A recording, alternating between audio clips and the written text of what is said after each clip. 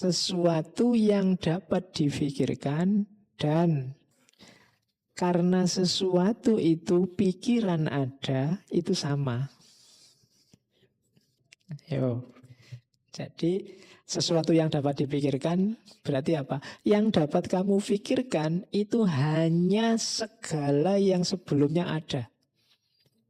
Kalau tidak percaya boleh kamu cek. Apa bisa kamu memikirkan sesuatu yang tidak ada? Tidak bisa. Yang bisa kamu pikirkan hanya segala yang sebelumnya ada.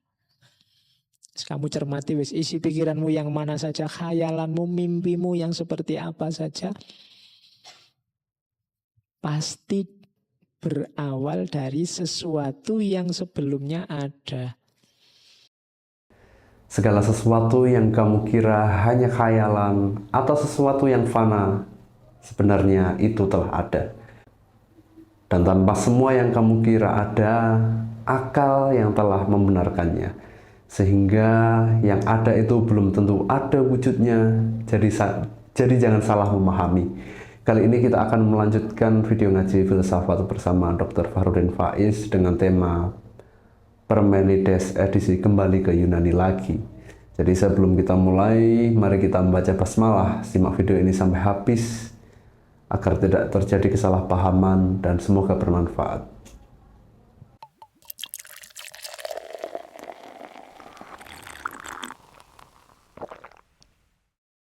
Nah, ini prinsipnya ada. Ini roto mikir iki. Yang pertama, kalian sudah ngerti ya, yang ada itu ada. Oke ya, yolah. Ini A sama dengan A tadi. Lanjutannya yang kedua.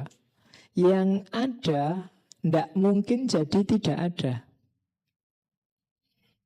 Nanti ini sebenarnya mengkritik Heraklitos. Segalanya berubah. Tapi katanya Parmenides tidak. Segalanya itu tidak berubah. Dia tetap seperti adanya. Hanya kita saja yang tertipu oleh penampakannya. Meskipun rambutku sekarang putih, aku masih aku yang dulu ini. Gitu loh.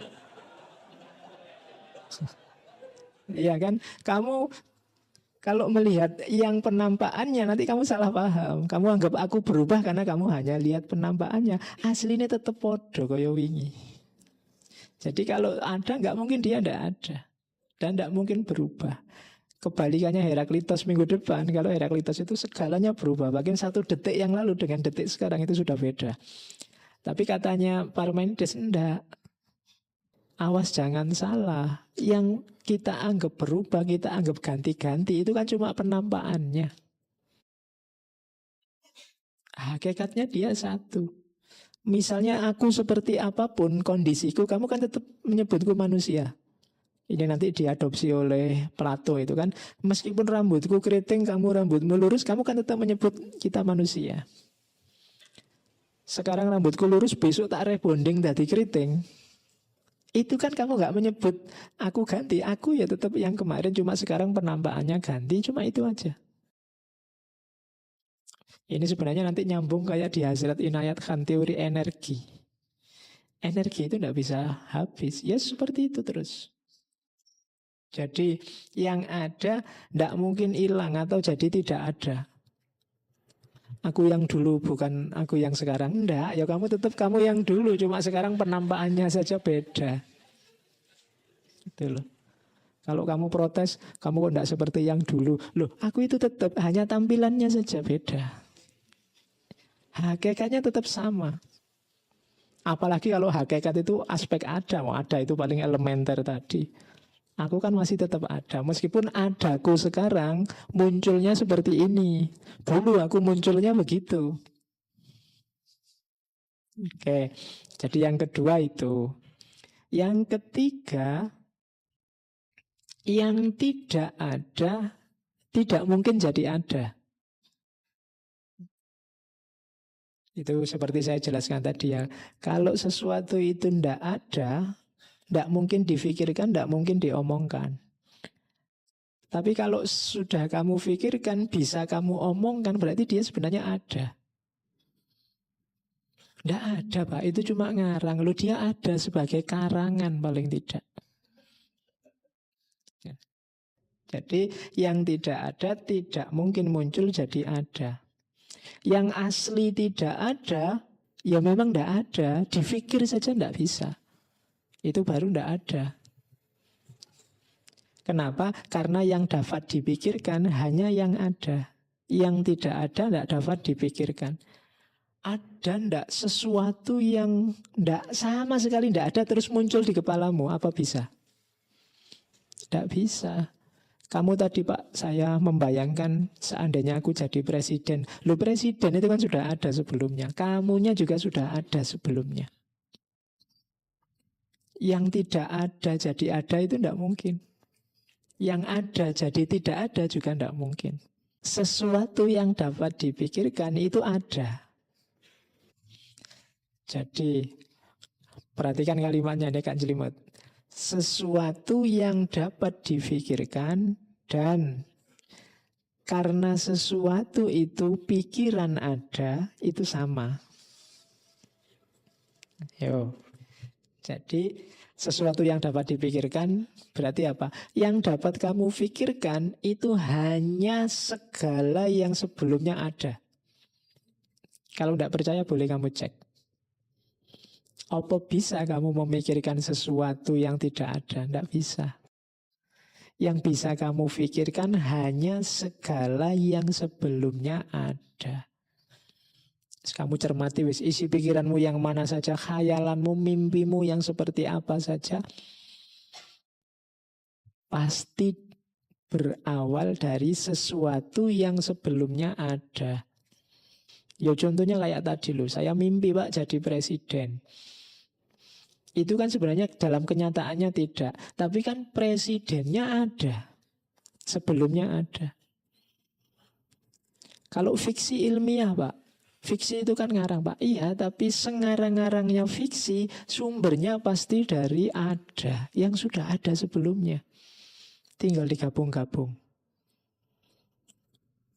Kenapa? Ya memang itu karakternya dunia manusia. Tidak mungkin dia berpikir yang sama sekali tidak ada. Yang tidak ada ya tidak ada memang.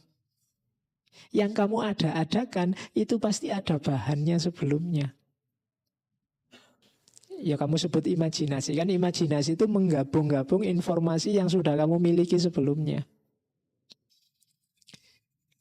Di kelas sering saya ilustrasikan contoh ketika Nabi Muhammad Isra Mi'raj terus mencontohkan pakai buruk gitu kan. Buruk itu kan seolah-olah barang akhirat yang tidak ada orang tahu seperti apa. Cuma kan begitu manusia memikirkannya, dia menggunakan bahan-bahan yang dia tahu sebelumnya. Buruk itu kan tunggangannya Kanjeng Nabi waktu Isra Mi'raj. Begitu saya ngomong kendaraan atau tunggangan, yang muncul di kepala kita, pikiran kita kan, oh itu dikendarai. Kalau Arab zaman itu yang dikendarai, kalau bukan unta ya kuda. Cuma kan ini cepat, bisa dari Masjidil Haram cepat sampai ke Masjidil Aqsa. Kalau unta sama kuda yang lebih cepat, kuda. Berarti ini jenis kuda mesti. Cuma dia bisa Mi'raj ke langit ketujuh. Bayanganmu Mi'raj ke langit itu kan terus ke atas. Dan di pikiranmu ke atas itu terbang. Kuda susah bisa terbang. Gimana dia mau terbang? Akhirnya apa? Kamu pakai bahan pikiran yang kamu miliki sebelumnya. Ngertimu yang bisa terbang itu burung dan burung bisa terbang karena punya sayap. Maka kamu kasihlah ada kuda pakai sayap. Itu bahan yang ada sebelumnya. Terus ada hadisnya bahwa buruk itu termasuk jenisnya bidadari. Jadi kepalamu bidadari itu kan perempuan cantik. Iya kan, bidadari itu kan di konsep kita perempuan cantik. Kita mengilustrasikannya pakai bahan yang kita miliki sebelumnya. Akhirnya ini kuda secantik-cantiknya kuda ya enggak mungkin masa bidadari kepalanya kuda. Akhirnya kan gambar buruk itu kepalanya dihilangkan diganti gambar perempuan cantik pakai mahkota. Saya tidak tahu yang mahkota itu. Mungkin bayangannya surga itu bangunannya kayak kerajaan-kerajaan, terus jadi yang perempuannya pakai mahkota biar kayak penghuni kerajaannya surga. Ah, itu kan bahannya kita bisa berpikir dengan yang ada bahannya di kepala kita. Yang tidak ada ya tidak. Padahal akhirat itu kan, surga neraka itu kan ya la ainun ro'at wala udhunun sami'at. Jadi mata tidak pernah melihat, telinga tidak pernah mendengar. Cuma kita mengilustrasikannya dengan pikiran kita sejauh yang kita tahu, bahan yang ada sebelumnya. Makanya kalau ada yang cerita besok kita di akhirat akan dihisap, amal baik buruk kita ditimbang. Oh, itu kan terus muncul gambar timbangan di kepala kita. Ada timbangan besar terus. Oke, nah jadi itu yang dimaksud oleh Parmenides. Jadi yang dapat difikirkan atau karena sesuatu pikiran ada ya sama sebenarnya. Oke, nah itu ilustrasinya. Contohnya di situ pakai pernyataan. Misalnya kalau kamu bilang, Pak, hantu itu kan tidak ada. Loh, ketika kamu bilang hantu itu tidak ada, sebenarnya hantunya itu ada, cuma kamu tolak eksistensinya. Gitu loh. Kenapa? Loh, kamu bisa ngomong hantu, itu kan berarti sebelumnya ada konsep tentang hantu. Paling tidak di kepalamu. Jadi dia sudah ada sebelumnya. Jadi sama kayak tadi. Bedakan antara ada dengan eksis. Mungkin dia tidak eksis.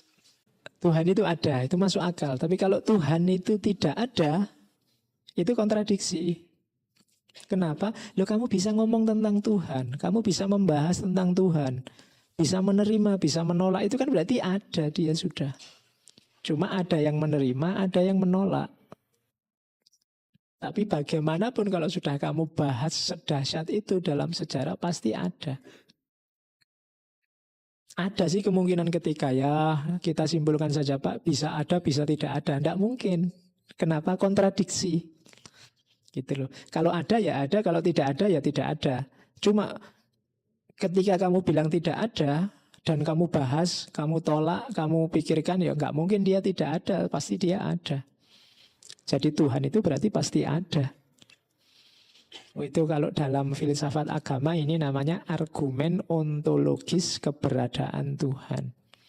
Bahwa Tuhan itu pasti ada secara logis. Kenapa? Karena keberadaannya bisa ditolak, bisa disetujui, bisa dibahas, bisa didiskusikan, pasti ada. Tidak mungkin tidak ada. Atau dia antara ada dan tiada, tidak mungkin. Kalau itu kontradiksi. Jadi kalau tidak ada ya tidak ada. Kalau dia tidak ada, berarti tidak bisa dibahas, tidak bisa dipikir, tidak bisa diungkapkan. Tapi buktinya dia sudah dibahas. Bahkan ada yang menolak keberadaannya, berarti dia ada. Oke, jadi ini contoh tentang berpikir ketuhanan. Oke. Terus it is all one to me where I begin, for I shall come back again there. Silahkan cari kamus, terjemahkan. Ya, itu kalimat ini saya ambil karena saya menarik dengan kalimat ini. Mungkin kalau pakai bahasa kita, itu adalah terjemahan dari inna lillahi wa inna ilaihi rajiun. Aku dulu berasal dari sini dan akan kembali lagi ke sini. Ya kalau kita dari Allah dan nanti akan kembali ke Allah. It is all one to me where I begin, for I shall come back again there. Kita akan kembali lagi ke sana. Ini innalillahi versi Parmenides. Ya, dengan kalimat yang khas itu ya. Jadi ya ini orang-orang belum dapat wahyu, mereka berpikir pakai akalnya sendiri. Ternyata hidup ini satu dan kita akan kembali ke situ lagi. Oh, itu akal yang bisa menjangkau ini tanpa tuntunan wahyu, ini termasuk akal yang luar biasa. Makanya nanti di tulisannya Syekh Nadim Al-Jisr itu menyebut orang-orang Yunani ini sebagai orang-orang yang berakal besar. Jadi pikiran-pikirannya luar biasa. Ini konsekuensinya, kesimpulannya. Yang pertama, menurut Parmenides, ada itu satu, pluralitas itu tidak mungkin. Jadi hakikat hidup alam semesta ini sebenarnya satu. Plural itu hanya penampakan-penampakannya. Intinya satu. Contohnya manusia yang macam-macam ini kan intinya satu manusia. Meskipun ada yang rambutnya keriting, ada yang kulitnya hitam, ada yang kulitnya sangat hitam. Itu kan hakikatnya satu, sama-sama manusia. Seperti saya contohkan kucing tadi loh. Seperti apapun jenisnya kucing, tetap kita bisa menyebut itu kucing. Kenapa? Karena memang hakikatnya kucing. Satu berarti. Jadi yang ada itu satu, pluralitas itu. Kalau bahasanya Parmenides agak ekstrim, ya tidak mungkin. Tidak mungkin ini berarti apa? Pluralitas itu tidak nyata. Dia hanya penampakan-penampakan. Kemudian yang ada tidak berubah dan tidak dapat dimusnahkan. Kalau sudah ada ya dia ada terus. Tidak dimusnahkan dalam arti beda penampakan saja. Dia tidak hilang. Aku yang dulu balita sekarang sudah umur 40-an ini, ya aku yang sama. Cuma beda penampakannya. Dulu imut, sekarang ya tidak berani aku ngenyak awak aku dewe. Jadi yang ada tidak berubah, tidak musnah. Yang ada itu sempurna. Ini nanti sebenarnya yang meneruskan Platon. Jadi gini loh, kamu tahu bahwa ini manusia dan itu juga manusia. Kenapa? Karena kamu punya konsep sempurna tentang manusia. Sehingga kamu bisa mengenali siapapun jenisnya. Kadang-kadang ada yang punya rambut dan tidak punya rambut. Tetap kamu sebut manusia. Kenapa? Karena ada esensi manusia, hakikat manusia yang kamu pahami. Jadi yang ada itu sempurna. Yang ada mengisi semua tempat. Berarti apa? Tidak ada ruang kosong. Kalau ada ruang kosong berarti masih ada, tidak ada. Semuanya ada. Kekosongan itu juga ada. Gelas saya kosong loh Pak. Loh, kosongnya kan sekarang ada. Jadi gelasmu sekarang berisi kekosongan. Oh ya. Jadi itu kamu perlu belajar filsafat lagi itu kan. Bahwa kosong itu isi itu kosong. Jadi ternyata isi itu kosong. Kayak tadi kan pluralitas penampakan itu hakikatnya ya tidak ada. Yang ada intinya satu. Dan kosong itu sebenarnya isi. Yang kamu sebut kosong itu sebenarnya isi. Isinya apa? Ya kekosongan tadi. Gitu loh. Jadi hatiku sekarang kosong Pak, tidak ada siapa-siapa. Ya tetap ada isinya. Isinya apa? Kekosongan. Ya sama kan kayak kamu, Pak saya sekarang kesepian Pak, tidak punya teman. Lu temanmu ya kesepian itu. Jadi berteman kesepian. Hati yang berisi kekosongan. Nah sekarang ini baru yang melanjutkan tadi yang ada tadi. Jadi ada itu abstrak, ada itu formal, dia dasar segala sesuatu, dia tidak dapat dihindari, dia menempel di setiap benda, di setiap bahasa, di setiap pikiran. Meskipun dia di dasar segala sesuatu, kalau di situ kalimatnya ia juga berbeda dari benda, pikiran, dan bahasa. Karena dia dasarnya. Nah ini seperti penjelasan di depan tadi. Jadi kebenaran level ada itu kebenaran level dasar. Kalau tadi sesama manusia saja kita tidak bisa satu, tariklah bahwa kita sesama makhluknya. Sesama makhluknya kok masih tidak bisa satu, tarik lebih dalam bahwa kita ini sama-sama ada. Kalau sudah sama-sama ada, tidak bisa lagi sudah. Mau kemana lagi? Ditarik yang lebih elementer lagi, tidak bisa sudah. Paling dasar itu ada. Jadi aku dan engkau paling tidak kita sama-sama ada.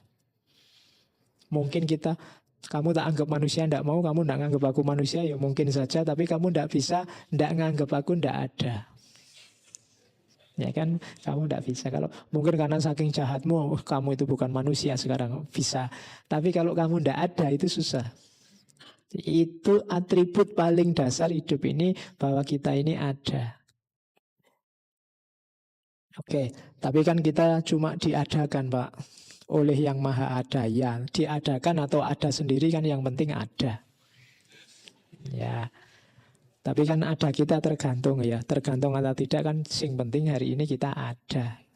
Dengan segala levelnya. Jadi ya pokoknya yang paling awal ada dulu, baru bahasan ada yang kayak gimana, yang seperti apa, eksis atau tidak, manusia atau tidak, dan seterusnya.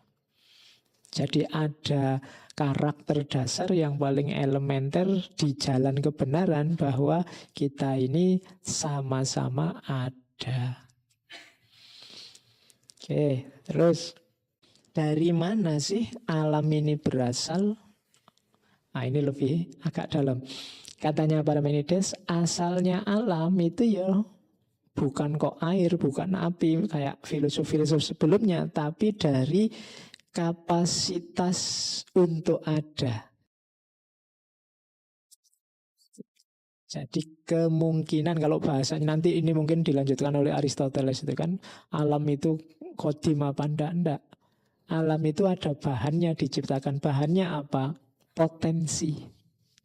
Jadi potensi itu kemungkinan untuk ada. Jadi dari potensi untuk ada, jadi ada beneran. Dari hanya potensi jadi aktual. Itu asal-usul alam semesta. Jadi bukan dari air, bukan dari api, tapi dari potensi untuk ada.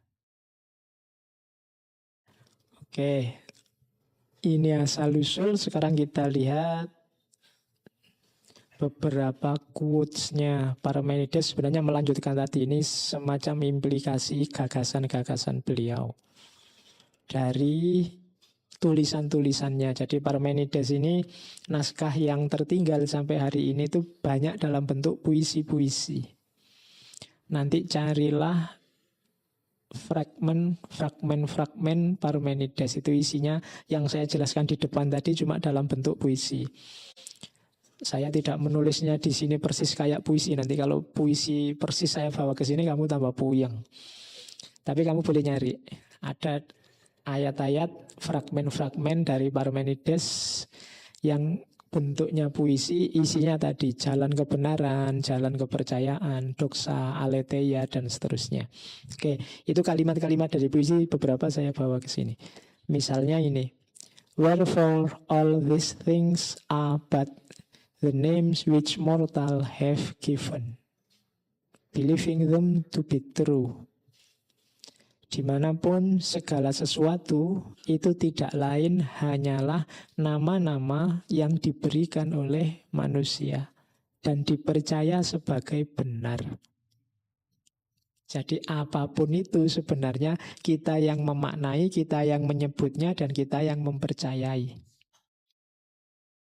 Manusia itu sering begitu. Terus kalau saya bilang, hati-hati ya, di sini ada hantunya. Dan kita yang menyebut ada hantunya, terus kita takut sendiri, terus kita... Jadi itu names which mortal have given. Kita sebut sendiri, kita beri nama sendiri, terus kita percayai sendiri. Jadi banyak penambahan-penambahan pluralitas tadi yang terus kita sebut ini penting, ini tidak penting, ini luar biasa, ini biasa-biasa saja. Itu kan tempelan-tempelan dari kita semua. Dan kita percayai. Ngaji ini penting sekali loh. Itu kan dari kita sendiri, kita labeli sendiri, terus kita percayai sendiri. Yang tidak percaya juga begitu. Ngaji ini sesat loh. Dia labeli sendiri, dia percayai sendiri. Yang sudah percaya ya terus percaya, yang tidak percaya terus tidak percaya. Jadi hidup ini kalau versinya Parmenides main makna, main label. Kita tempeli, kita maknai, kita percayai. Kita yang memberi makna. Oke, jadi makanya jangan terlalu terjebak oleh nama-nama, oleh tempelan-tempelan, oleh penampakan-penampakan. Gunakan akal budi untuk masuk lebih dalam, menemukan yang lebih hakiki. Jangan tertipu oleh tampilan-tampilan belaka. Nah, to be and to have meaning are the same. Jadi kita ini eksis jadi sesuatu, itu sebenarnya dasarnya adalah to have meaning. Kita memaknai. Saya ini penting loh Pak di masyarakat. Kamu sendiri yang memaknai dirimu. Dan kamu eksis seperti itu, kamu maknai bahwa eksistensimu itu penting. Jadi menjadi sesuatu dan punya makna itu dua hal yang sama. Makna dari kita. Berdasarkan makna itu kita bertindak dan menjadi sesuatu. Anak soleh itu cirinya 1, 2, 3, 4. Itu kan meaning dari kita. Terus kita hidup dengan rumus ini. To be, menjadi sesuatu. Jadi kita menjadi sesuatu, kita memaknai sesuatu dengan jalan yang sama. Makanya ternyata hidup ini kuncinya memang makna. Makna itu berarti apa? Sesuatu yang kita tempelkan pada sesuatu. Jadi makna itu kita menempelkan sesuatu pada sesuatu. Kita menempelkan label tidak penting pada ngaji ini. Itu kan makna dari kita. Kita menempelkan label sesat pada kelompok itu makna dari kita. Ini namanya meaning. Kita menempelkan makna berani pada warna merah. Kadang-kadang kita kasih makna apalagi berhenti pada warna merah kalau itu lampu merah. Sebenarnya yang kasih makna itu kita. Merahnya tetap merah. Dia cuma warna netral. Dia jadi berhenti apa jadi berani, kuncinya di siapa? Manusianya. Dan kita hidup dengan itu. Itu kan cuma model baju, tapi bagi yang lain ini ada maknanya dengan makna tertentu. Itu kan cuma gaya hidup, tapi bagi yang lain gaya hidup ini konotasinya positif, bagi yang lain gaya hidup ini konotasinya negatif. Jadi to be and to have meaning are the same. Sama. Terus, kalau tidak ingin terjebak oleh penampakan-penampakan, let reason alone decide. Biarkan akal sehatmu yang memutuskan. Agak menarik untuk dicermati reason di zaman filsafat Yunani yang nanti diwarisi oleh tradisi Islam itu masih dalam bentuk intelijensi, bukan dalam bentuk, kalau bahasa filosof Muslim, akal yang juz'i. Intelijensi itu jauh lebih lengkap daripada hanya akal yang juz'i itu. Kalau hari ini ya akal saja yang positivistik, yang tergantung empiris, tergantung pengalaman kita bersama benda-benda. Akal yang kulli, yang kita artikan intelijensi, itu tidak sekedar lihat benda-benda, tapi juga di situ ada nurani, ada naluri, ada imajinasi bermain, lebih utuh. Sementara yang akal juz'i ini akal yang tergantung pemahamannya pada adanya bahan dari pengalaman. Kalau tidak ada benda, tidak ada pengalaman, tidak ada bahan untuk berpikir. Itu namanya akal juz'i. Nah di Yunani ini akalnya lebih utuh, lebih lengkap. Namanya reason. Jadi let reason alone decide. Oke, terakhir. Ini istilah paling sering dipakai, ex nihilo nihil fit. Tidak ada yang keluar. Tidak mungkin keluar apa-apa dari tidak ngapa-ngapain. Ya, loh itu, ini ungkapan sangat logis, sederhana. Cuma kita sering lupa sehingga kita menuntut hasil atas sesuatu yang tidak kita lakukan. Wong kamu ndak ngapa-ngapain loh. Kok minta hasil yang begitu? Ex nihilo nihil fit. Saya Pak cita-citanya ingin lulus cepat, dapat kerja mapan, terus menikah, punya rumah besar, punya mobil. Lah kamu sudah ngapain? Belum ngapa-ngapain. Itu namanya ex nihilo nihil fit. Ndak akan keluar apa-apa dari apa yang tidak dilakukan. Ya kalau kamu tidak ngapa-ngapain, ya tidak usah nunggu hasilnya. Tidak akan keluar apa-apa. Kamu tidak ngapa-ngapain. Ya saya nunggu anugerahnya Allah saja loh Pak. Lewat jalur mana anugerahnya datang? Kalau nggak kamu bikinkan jalan, mau lewat mana? Rezekinya datang, anugerahnya datang. Jadi ex nihilo nihil fit. Ini dalil bagi mereka yang males. Ya, ya kalau kalian males ya nggak akan dapat apa-apa. Jadi lakukan sesuatu, usahakan sesuatu. Tapi hidup ini kan sudah ada yang ngatur, ada. Cuma aturannya bagaimana kan kamu tidak tahu. Dari sisi Allah, hidup ini memang jabariyah. Allah ngerti detail apapun yang akan kita alami. Tapi kan kamu tidak tahu isinya apa. Yang jelas Allah menyuruh kita berusaha. Kan itu. Ya berusahalah. Berusahalah jadi orang baik. Saya bilang di depan tadi lah, berniatlah jadi orang baik dan usahakanlah. Nanti Allah pasti bantu dengan manfaat, dengan barokah, dengan maunah. Kalau kalian tidak ngapa-ngapain, ya tidak akan keluar apa-apa. Ex nihilo nihil fit. Jadi prinsipnya itu. Ya kalau disambungkan dengan Parmenides tadi, yang tidak ada yang tidak akan keluar dari yang tidak ada. Sesuatu akan keluar dari yang memang sudah ada. Kalau sudah kamu usahakan, pasti ada hasilnya entah apa. Tapi ada sesuatunya. Kalau tidak ada apa-apa, ya tidak ada apa-apa. Oke, ex nihilo nihil fit.